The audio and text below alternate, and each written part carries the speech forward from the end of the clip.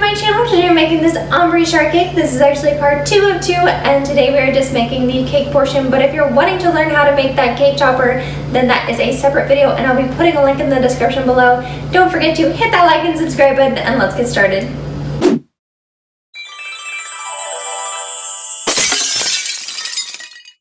Start by stacking your cake, and once you have that done, then you're going to take the icing that you need to ice up your cake and divide it into 2 bowls. I'm putting a little bit extra icing just because I'm not doing a crumb coat, and when you don't do a crumb coat, you just want it to be a little bit thicker.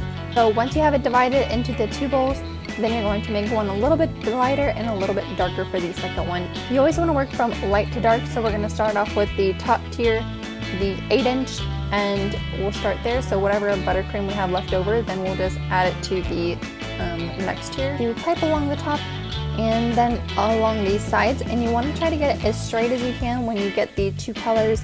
You can touch it a little bit, it's not going to hurt it. You want it to be that fading ombre effect. So then with your spatula, you're going to smooth out the top and then work from the top to the bottom until you get a nice even amount of icing. And then with my cake scraper, then I'm going to go along the sides and just try to get a main base for it. It doesn't have to be perfect, just because you're going to get that rounded spatula and hold it horizontally to the cake. You want to make sure that's really straight, just so you get those really straight even lines. You're going to work from the bottom to the top, and you just want to lightly touch it. You're not want to putting a whole lot of pressure, just so it's not scraping off all your icing that you just put on there. And you just want to have that really light textured look. If you mess up, then you can always go around over it again. And once you have it all the way to the top how you like it, then you want to flatten out the top to have that nice clean top border. And then you can just set that aside, and now we're ready to work on our bottom tier.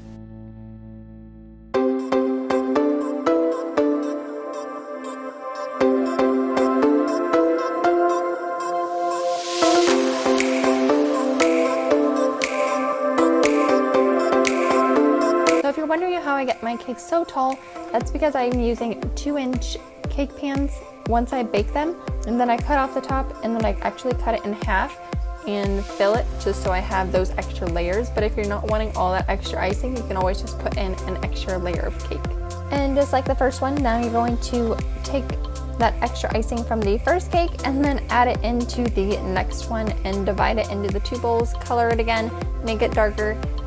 And like I said, you really want to make sure that you are holding that spatula horizontally and having it really straight, just to get those smooth straight lines.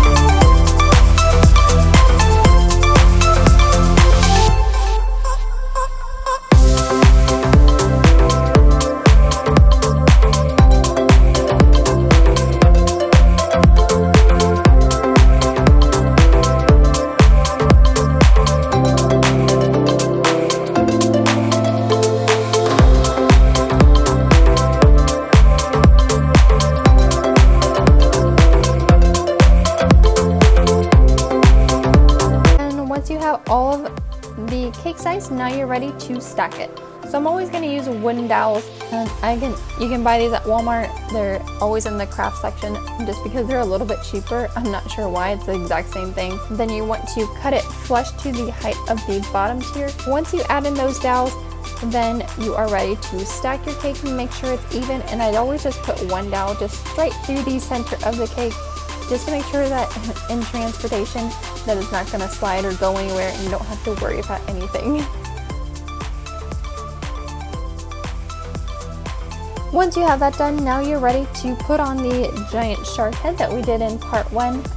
If I was smart, I would have cut a giant hole out in the beginning, but I forgot to do so. But if you're not me and want to do that, it would be a whole lot easier to just actually put a dowel in the bottom.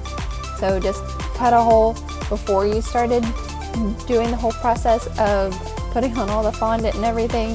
That's what I would recommend. But because I didn't do that, we're just gonna go with plan B and put a whole bunch of toothpicks on the bottom just so it's not sliding or going anywhere and it's secure to the cake. Once I have my shark head on, then I actually added this little number that I made. And you just want to roll out a piece of fondant, stamp it out with a cookie cutter, cut out a few little slits, and there you go.